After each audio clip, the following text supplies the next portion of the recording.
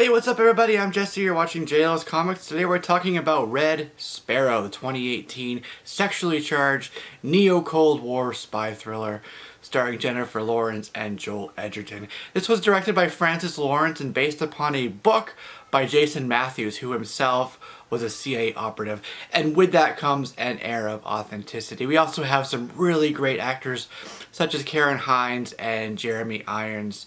This stars a character named Dominica. She's a ballerina, she has an accident, and she's recruited by her uncle into joining the section of the agency called the Red Sparrows, or the Sparrows, the Sparrow School in other words. And there they are able to learn how to use their body and their wits as spycraft, as weapons, as tools in the field to get what they want.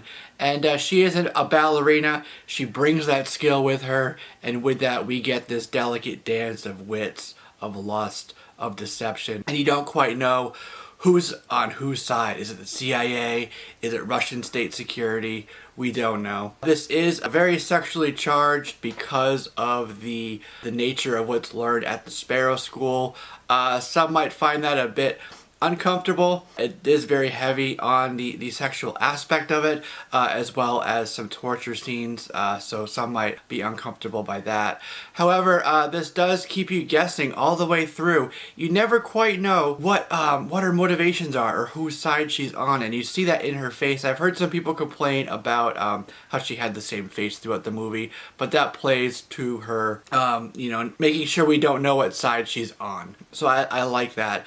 She does have a decent accent throughout this, as does the entire cast, although I would say it's not entirely an authentic Russian accent. There is a lot of intrigue here, more so than the action. When we do get action, it hits hard, it hits fast, and it's very bloody, but this is very much more of the psychological and intrigue aspect of spycraft versus the action, straight up action that we get with, like, say, a James Bond spy thriller.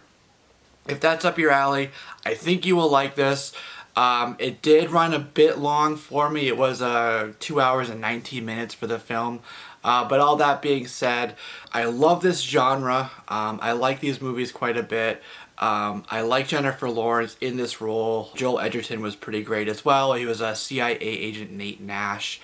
And I do like that this was written and designed by somebody who was in the field themselves. So like I said, it does bring that air of authenticity to it. I would, however, like to have had a bit more action. Some more action sequences. I think that they could have added a few more in because when they did them pretty well. And in terms of guessing who is on whose side and the plot twists and the double crosses and things like that, it does, like I said, keep you guessing. There is one part that I did guess sort of fairly early, but it didn't turn out quite that way. So that's what I'll say. I want to leave you the surprises.